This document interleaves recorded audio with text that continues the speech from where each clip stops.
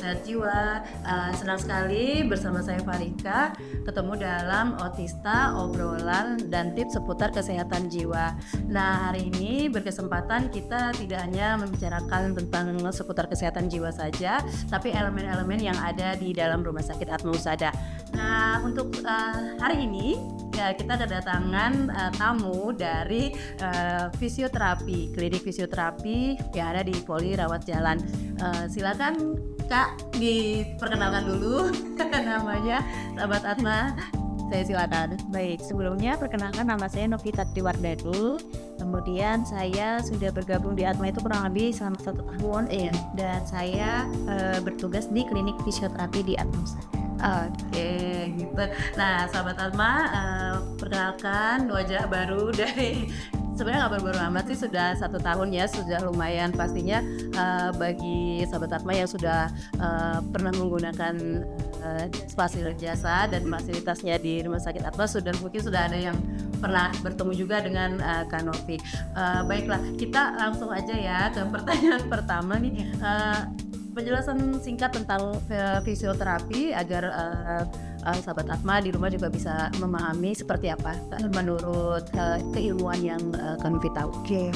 Nah, kalau fisioterapi sendiri itu sederhananya itu adalah bentuk pelayanan kesehatan itu yang bertujuan untuk mengembangkan, memelihara, serta memulihkan gerak dan fungsi tubuh. Nah, biasanya kami itu tidak bekerja sendiri, Kak. Jadi untuk fisioterapi sendiri itu ada timnya.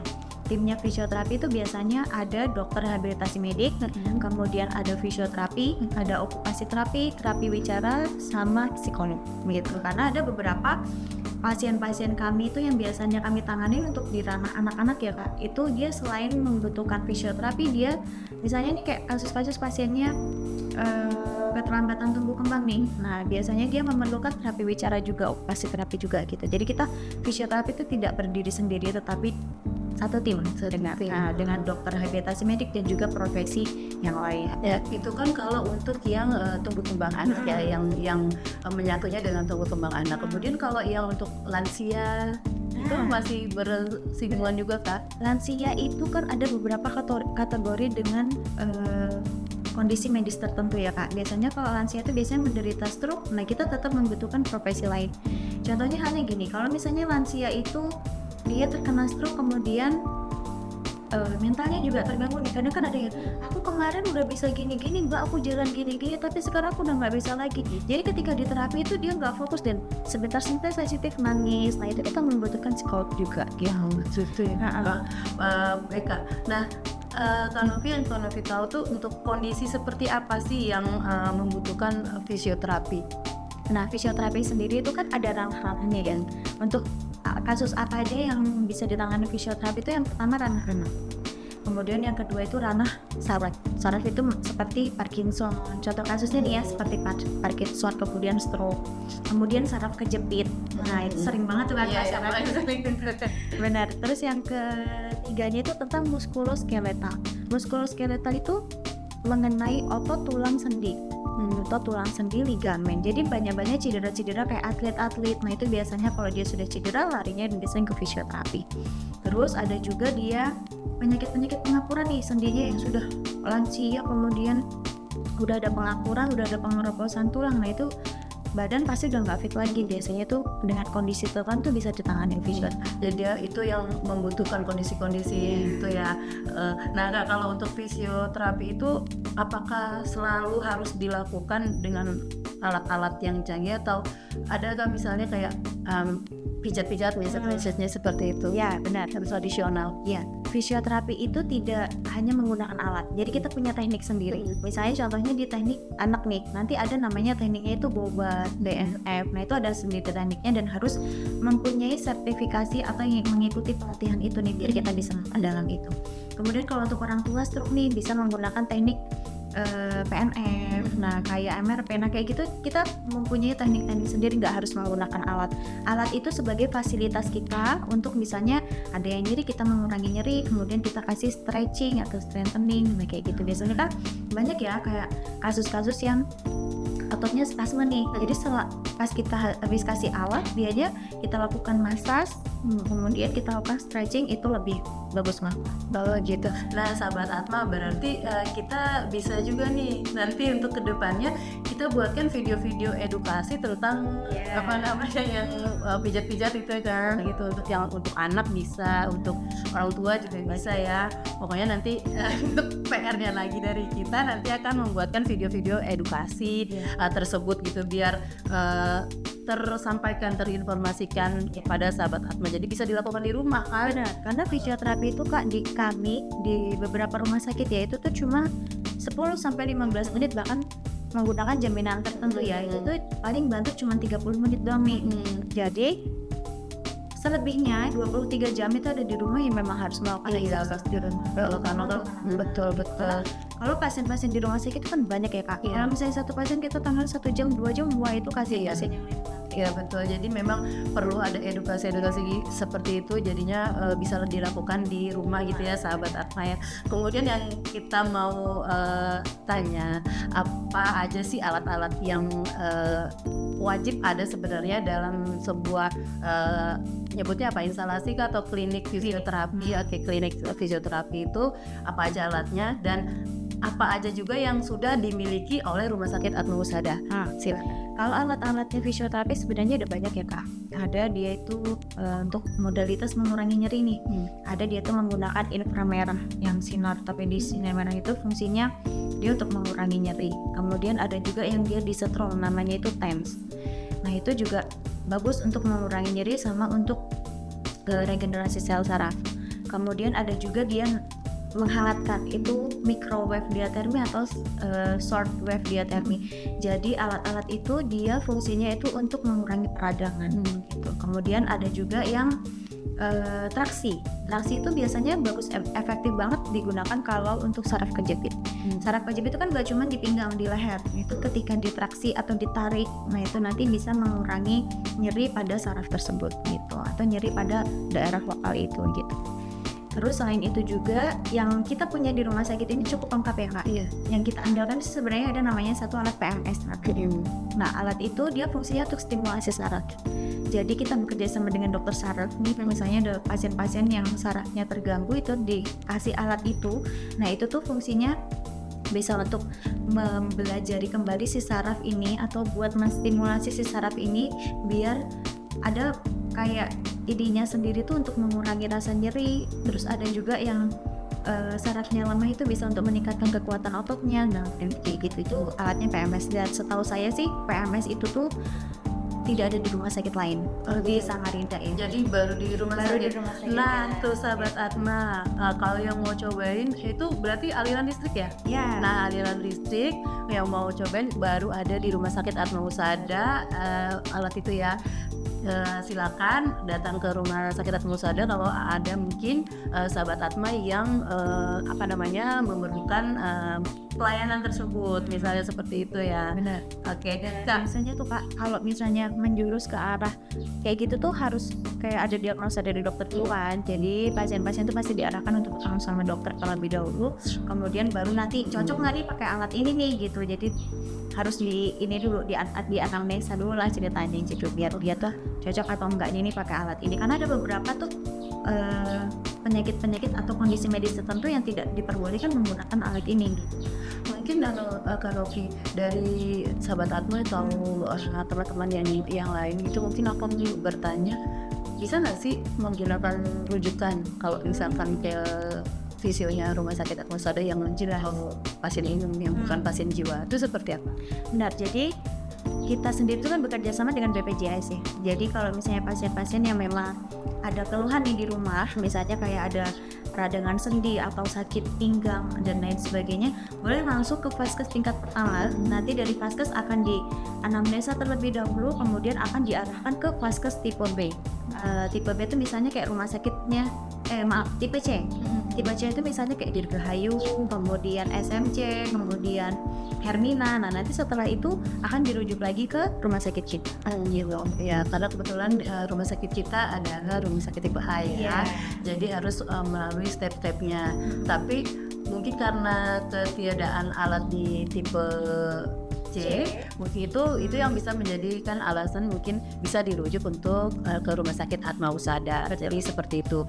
Kalau menggunakan BPJS itu bisa, asalkan kita punya rujukannya gitu ya sahabat Atma ya. Oke Kak, untuk selanjutnya ini untuk fisioterapi ini, terapinya ini dapatkah digunakan ke anak-anak yang alat-alatnya ya, yang alat-alat canggih itu bisa kah digunakan untuk anak kebutuhan khususnya? Untuk anak-anak berkebutuhan khusus itu yang terindikasi untuk fisioterapi ya. Misalnya kan kayak baru aja kasus kemarin ada anak-anak itu dia dipegang sama okupasi terapi. Kemudian ternyata ada kondisi tertentu nih yang membuat otot-otot si anak itu melemah di bagian ekstremitas bawah, jadi di daerah kaki ya. Jadi dia tiba-tiba itu kesulitan untuk bangun, kesulitan untuk lompat, padahal anak-anak usianya tuh udah lebih dari 5 tahun tuh kan harusnya dia udah bisa lompat, berjalan dan berlari, bahkan menggunakan sepeda. Dia tiba-tiba itu nggak bisa Kak melakukan aktivitas itu, akhirnya dia dirujuk ke fisioterapi, dan alat yang paling aman untuk anak-anak itu adalah inframerah. Jadi di inframerah itu daya tahan tembusnya itu hanya superficial, jadi di daerah kulit, jadi dia tidak menembus sampai dengan ke dalam. Dan tujuannya dikasihkan ke situ adalah untuk melancarkan peredaran darah si anak tersebut gitu. Jadi kalau misalnya peredaran darahnya lancar, kemudian kita lakukan strengthening, tujuannya itu untuk meningkatkan kekuatan tadi. Berarti yang paling aman untuk anak-anak, khususnya yang berkebutuhan khusus itu yang inframerah. Tapi selain itu juga pakai yang tradisional, yang pijat-pijat juga. Iya benar. Tapi kita lebih ke strengthening atau penguatan otot. Oke, selanjutnya Kak, untuk anak-anak kebutuhan khusus ini tuh kan mereka kadang nggak bisa, moodnya kan tergantung ininya tuh gimana tuh cara itu sih PR banget supaya bisa berstimulus mereka. Jadi pas kemarin tuh sudah kita nyalakan sinarnya nih, ceritanya nih, terus habis itu dia tiba-tiba teriak kayak api, dia bilang itu padahal itu bukan api. Untuk itu harus benar-benar ekstra banyak ide yang dari situ harus bekerja sama dengan orang tua, kayak mah besok kalau pas ini bawakan mainan ya dia biar bisa tenang gitu. Misalnya kayak dia kan sukanya slime nih, bawakan aja slime jadi sambil main.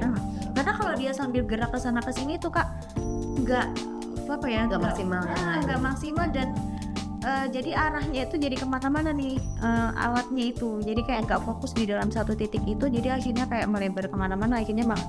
Nah kalau untuk cedera yang paling sering dan memang yang paling membutuhkan tuh cedera apa yang membutuhkan fisioterapi?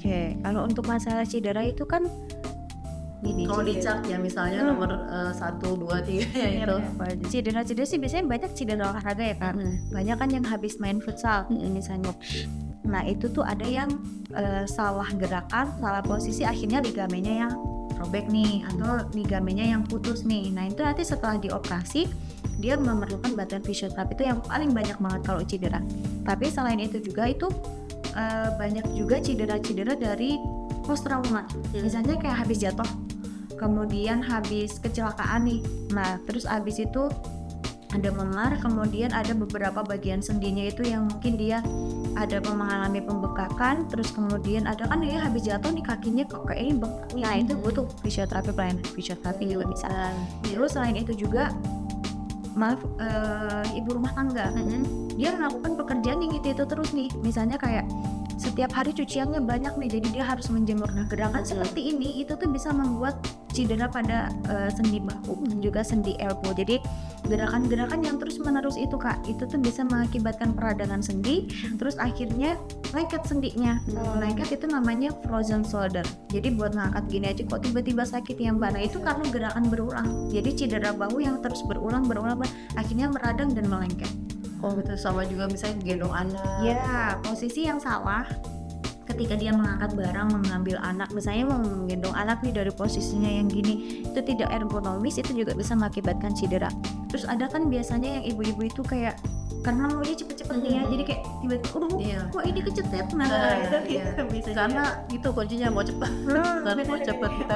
Nah kita langsung ini aja deh Kak, kasih tip supaya terhindar dari yang namanya cedera. Ya, biasanya sih walaupun kita sibuk ya Kak, kita itu sebelum bangun tidur itu sebaiknya itu disarankan untuk melakukan stretching terlebih dahulu, karena Kalau misalnya kita yang sebagai, saya juga merasakan ya sebagai ibu rumah tangga maunya pagi langsung set, nah itu sebaiknya harus dihindarin dulu.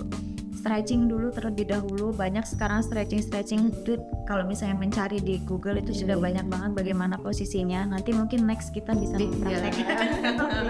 Banyak video edukasi nanti. Nah, jadi nanti sebelum bangun tidur itu relax dulu, di stretching terlebih dahulu, kemudian bangun tidur itu untuk yang sudah usianya lebih dari 30 tahun itu harus melalui posisi miring dulu kayak bangunnya ibu hamil. Nah, itu penting banget untuk mencegah cedera.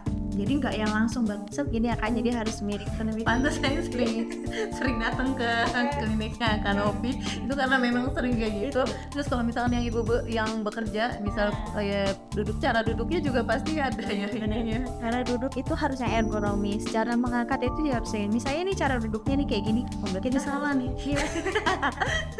Jadi kayak harus posisinya tegak, kemudian tangan harus di sini. Kalau misalnya nih ada komputer di depan karena ngetik nih, ini atau meja komputer tuh harus setara dengan ini ya kita. Nggak boleh terlalu tinggi, nggak boleh. Jadi ini harus setara gini kemudian gini. Karena kalau terlalu ini bisa ada penyakit lagi ini kayak CTS. Jadi harus begini. Ya benar. Jadi dengan posisi kayak gini itu di sini ada yang nyangga. Jadi otot-otot di sini tidak bekerja terlalu berat gitu. Kemudian, nah yang paling penting nih Kak, untuk menghindari cedera itu berat badan nggak boleh naik sih. Aduh, namanya habis melahirkan kan belum turun lagi berat. Maksudnya tapi berat badan yang sesuai dengan tinggi badannya kan, bukan. Soalnya gini, berat badan itu sangat berpengaruh sekali. Kalau misalnya kita usianya sudah lebih dari 40 tahun nih Kak, kalau berat badan kita berlebih, posisi tumpuan sendi-sendi lutut, sendi-sendi ankle itu menopang berat badan itu tuh terlalu berat. Nah, sedangkan ankle sama lutut kita ini kan udah kita pakai 30 tahun yang lalu ya kan, jadi kayak dia mungkin capek nih sendi ankle. Nah, kemudian otot-ototnya itu juga bekerja terlalu berat nih kalau untuk ini, makanya kita tubuh yang ideal itu sangat penting. Nah gitu, makanya ya sahabat Atma juga yang menyaksikan nanti ini, memang kita harus memikirkan juga usia kita, karena kan kayak saya sih mungkin kan memang sudah tua juga, cuman kadang-kadang kita tuh tidak berpikir kalau kita tuh sudah tua, kita ingatnya tuh kalau lagi lihat KTP aja kan. Nah itu memang kita harus berpikir juga, ternyata memang ada hal-hal yang nggak bisa lagi kita gunakan cara-cara lama yang dulu waktu kita umur 20-an kan kita bebas bergerak semacam itu kan nggak berasa ya. Itu ketika sudah berumur itu memang berasa sekali. Terutama makanan kan ya, apa yang kita makan itu bisa jadi racun buat kita. Jadi kayak makanya banyak yang saraf kejepit atau pengapuran sendi lutut ini, dengan dia mengurangi berat badan, penyakit itu bisa berkurang gitu. Jadi kayak itu kan salah satu faktor pencetus ya, gitu, salah satu faktor pencetus dari penyakit itu kan. Jadi semakin dia hindarin faktor pencetusnya itu tanpa pengobatan. Jadi kalau kita dia tuh memang untuk kesehatan ya, bukan hanya untuk kecantikan, keluasan kita dilihat orang, tapi memang untuk demi kesehatan kita juga. Itu yang paling benar tuh niatnya ya kayak gitu ya. Oke, Kak Novi, untuk sebelum kita akhiri obrolan kita hari ini, closing statement untuk keseluruhan dari apa yang kita bicarakan tadi. Jadi saya sih harapan aja ya Kak. Harapan saya sih fisioterapi itu tetap menjadi tenaga, menjadi satu kesatuan tenaga medis yang berperan penting dalam dunia kesehatan. Terus kemudian saya juga berharap semoga masyarakat atau bapak ibu yang ada di rumah itu bisa menikmati manfaat dari fisioterapi tersebut gitu. Terutama untuk edukasi itu kita dari tim profesi fisioterapi itu selalu memberikan edukasi di media sosial ya sekarang Kak. Jadi bapak ibu di rumah boleh men-searching atau mencari-cari nih untuk kawasan luas bagaimana sih caranya stretching di rumah, bagaimana sih caranya menjaga agar tidak sakit pinggang. Nah itu udah banyak banget dilakukan. Jadi harapan saya sih semoga kedepannya masyarakat lebih aware lagi ya, lebih aware dan lebih merasakan manfaatnya fisioterapi. Iya, terima kasih Kak Novi. Dan untuk sahabat Atma di rumah, untuk jangan ragu untuk datang ke Rumah Sakit Atma Usaha dan Mahakam, karena sekarang Rumah Sakit Atma Usaha dan Mahakam itu tidak hanya seputar jiwa saja, jadi ada elemen-elemen lain, salah satunya fisioterapi, dan sudah bisa juga untuk digunakan untuk pasien umum di luar jiwa ya, maksudnya yang menggunakan BPJS pun bisa asalkan punya rujukan. Dan kita sudah tersedia profesionalnya, sudah kita sediakan fasilitasnya juga dengan alat-alat terlengkap. Untuk sekarang tenaga fisioterapi kita di rumah sakit ada berapa? Rumah sakit ada 4. Ada 4. Nah, artinya kan sudah banyak nih profesionalnya. Silakan sahabat Atma di rumah yang jika membutuhkan bisa datang langsung ke Rumah Sakit Atma Usaha dan Mahakam. Untuk keterangan lebih lanjut bisa menghubungi ke hotline service kami di nomor 0811 587 8787 gitu. Nanti akan ditayangkan di bawah layar Anda. Kita akan mengudara di Spotify dan di YouTube-nya Rumah Sakit. Untuk sahabat Atma jangan lupa di subscribe ya. Terima kasih Kak Novi untuk waktunya. Kira sahabat Atma, terima kasih sekali lagi. Saya Farika Novi pamit undur diri. Salam sehat jiwa raga.